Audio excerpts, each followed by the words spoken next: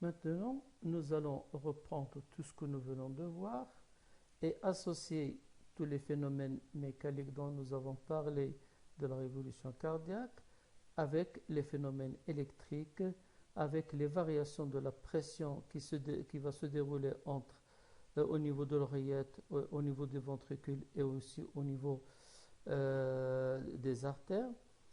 Et enfin, on va les associer également à l'ouverture et la fermeture des différentes valvulles, c'est-à-dire on va les lier à la systole auriculaire et à la systole ventriculaire.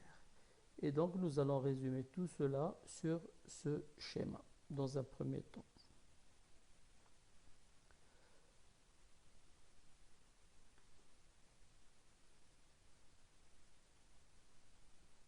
Alors ici, vous avez plusieurs choses. En haut, nous avons l'activité électrocardiographique, c'est-à-dire qui va nous matérialiser les dépolarisations auriculaires, ventriculaires et repolarisation, c'est-à-dire donc les systoles et la diastole. Ici, vous avez le bruit du cœur, donc à quel moment nous entendons les battements. Puis nous avons ici les pressions.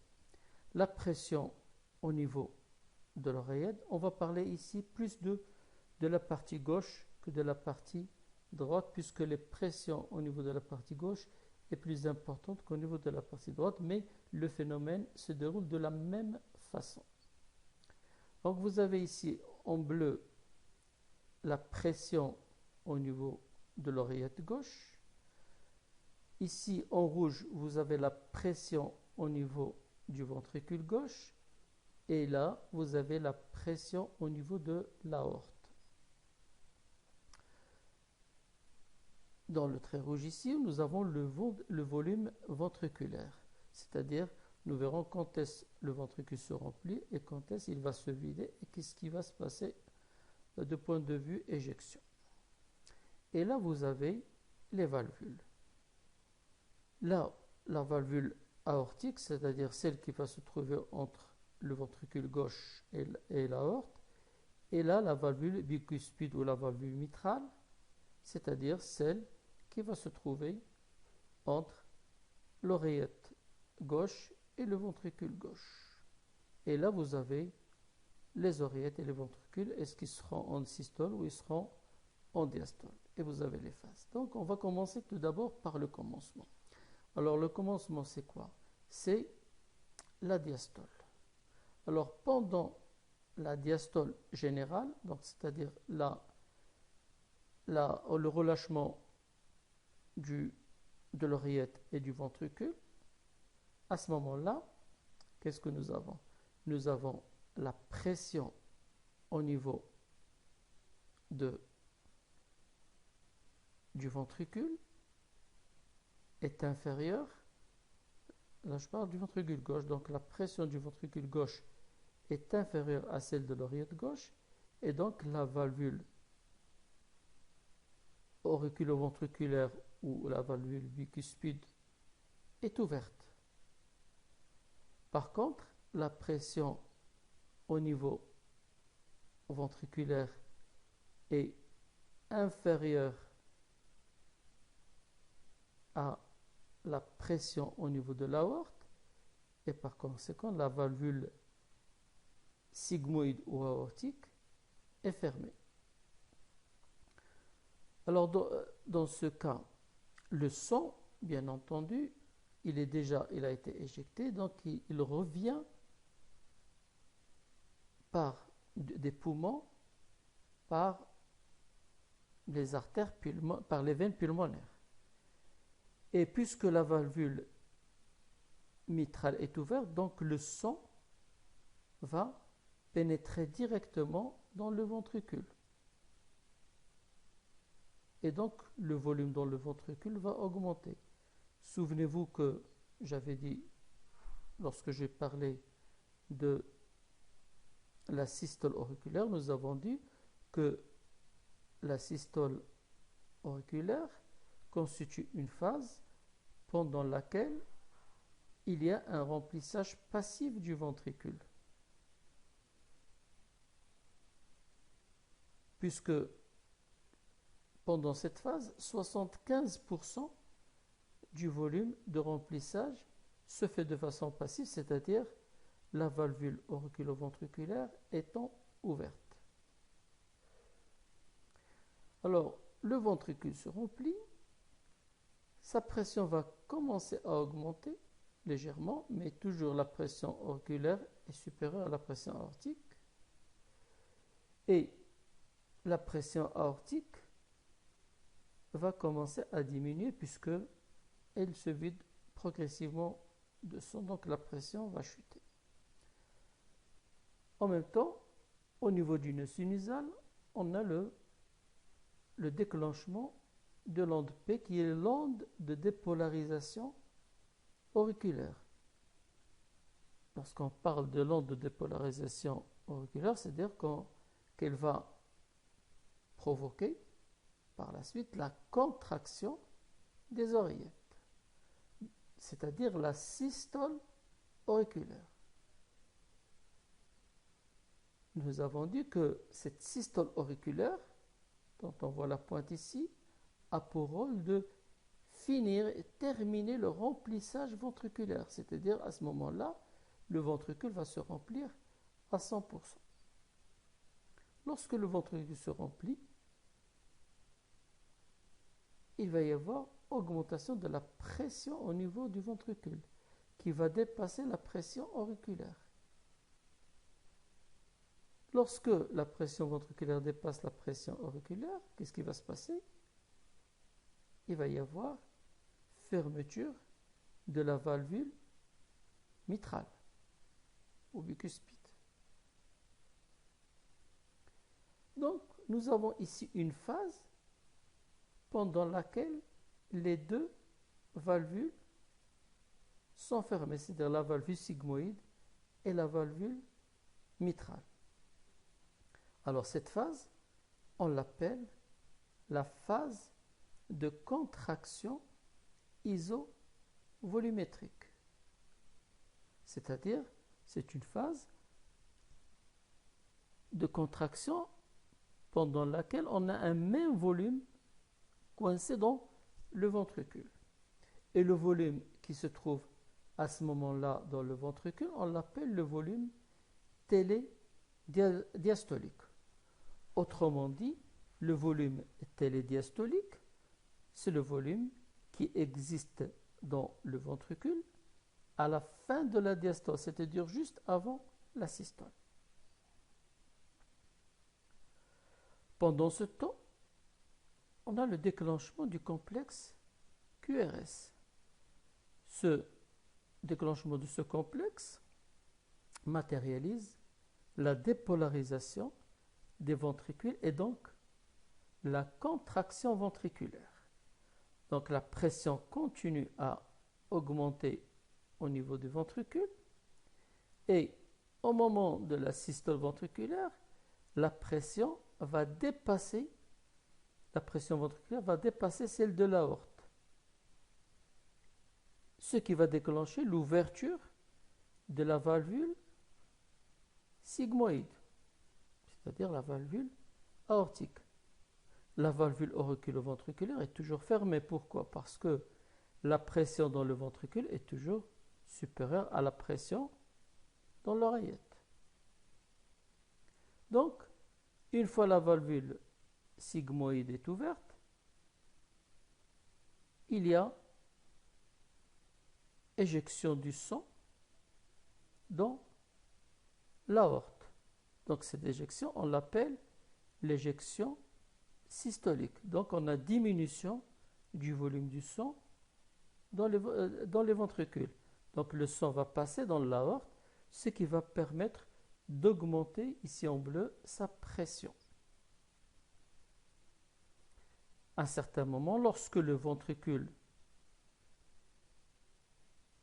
se vide, mais pas complètement, je reviendrai tout à l'heure à cela, la pression dans le ventricule va chuter au-dessous de la pression aortique, ce qui va permettre de fermer la valvule aortique. la valvule auriculo-ventriculaire est toujours fermée parce que la pression ventriculaire est toujours supérieure à la pression auriculaire. Alors là, on a une autre phase pendant laquelle les deux valvules sont fermées. C'est ce qu'on appelle la phase de relâchement isovolumétrique. Et le volume qui reste, cette fois-ci dans le ventricule, s'appelle le volume télésystolique. Donc cela veut dire que le ventricule ne se vide pas complètement, mais il reste toujours un volume résiduel qu'on appelle le volume télédiastolique. Donc le volume télédiastolique, c'est le volume qui reste dans le ventricule à la fin de la systole. Donc on continue. Donc le sang est passé dans l'aorte. La pression continue à diminuer dans le ventricule qui se vide. Et lorsque cette pression tombe au-dessus de la pression auriculaire, puisque le sang arrive par les veines pulmonaires, donc la pression au niveau auriculaire augmente, la pression au niveau du ventricule gauche diminue, et par conséquent, ouverture de la valvule mitrale. La valvule sigmoïde est toujours fermée parce que la pression au niveau ventriculaire est toujours inférieure à la pression aortique. Et lorsque la valvule mitralo-bicuspide est ouverte, donc on a reprise du cycle, c'est-à-dire le remplissage passif du ventricule. Et donc augmentation du volume ventriculaire et reprise d'un nouveau cycle.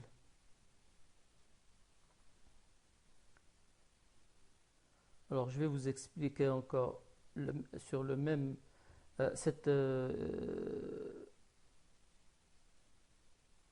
ces mécanismes sur ce schéma. Donc ici, je vais commencer par la systole auriculaire. Donc la systole auriculaire, pendant cette systole, comme on le voit ici, les deux valvules, donc là on a les deux parties du cœur, gauche et droite, donc c'est le même phénomène. Et nous avons dit que la systole auriculaire, c'est la contraction simultanée des deux oreillettes. La systole ventriculaire, c'est la contraction simultanée des deux ventricules. Donc les deux oreillettes se contractent en même temps et les deux ventricules se contractent en même temps. Donc avant la systole auriculaire, donc nous avons ouverture des valvules auriculo-ventriculaires. Pourquoi ouverture des valvules auriculo-ventriculaires? Parce que la pression au niveau des ventricules est plus basse que la pression au niveau des oreillettes. Alors, déclenchement de l'onde de P et par conséquent,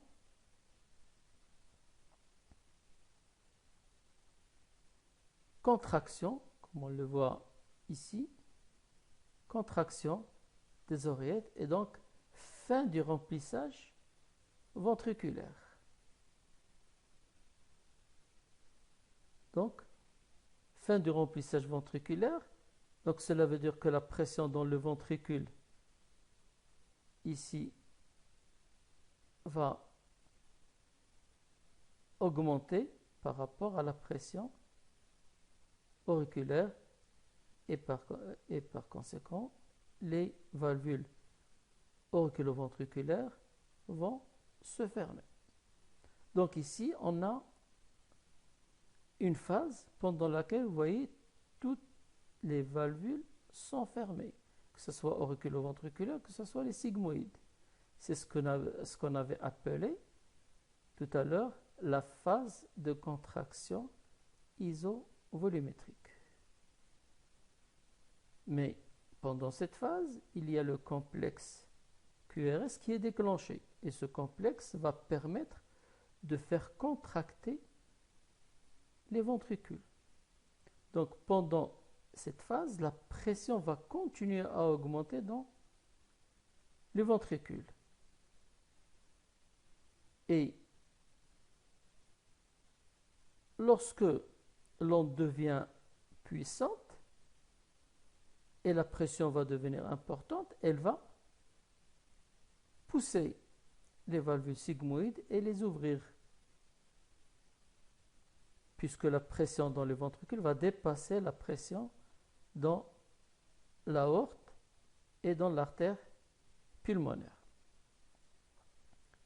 Et par conséquent, la contraction va permettre d'éjecter le sang dans l'aorte et dans l'artère pulmonaire. C'est la systole ou l'éjection systolique. Alors, en même temps, donc la pression augmente dans l'aorte, ce que vous avez en vert ici. Et le sang, bien sûr, revient par les veines caves ou les veines pulmonaires vers les oreillettes. Et lorsque la pression au niveau lorsque le ventricule se vide, sa pression donc va diminuer. Lorsque cette pression tombe au-dessus de la pression dans les artères, qu'est-ce qui va se passer? Regardez, donc je continue l'éjection systolique, hop, maintenant on est là, la pression ventriculaire chute au-dessus de la pression aortique et par conséquent, les valvules sigmoïdes se ferment et donc fermeture des 4 valvules. C'est ce qu'on avait appelé tout à l'heure la phase de relâchement isovolumétrique pendant lequel toutes les valvules sont fermées et le volume de sang qui reste dans le ventricule à ce moment-là s'appelle le volume télésystolique. Alors, l'onde P, l'onde T, qui est l'onde de repolarisation ventriculaire, est déjà déclenchée, donc il va matérialiser le relâchement des ventricules. Donc, plus le ventricule va se relâcher, plus sa pression va diminuer. Vous voyez, il va se relâcher et sa pression va diminuer, donc jusqu'à ce qu'elle tombe au-dessous de la pression auriculaire. Lorsqu'elle tombe au-dessus de la pression auriculaire, on a les valvules auriculoventriculaires qui vont s'ouvrir et donc le sang va entrer à nouveau de façon directe dans les ventricules. C'est ce qu'on appelle le remplissage passif des ventricules. Et donc le cycle va reprendre encore une autre fois.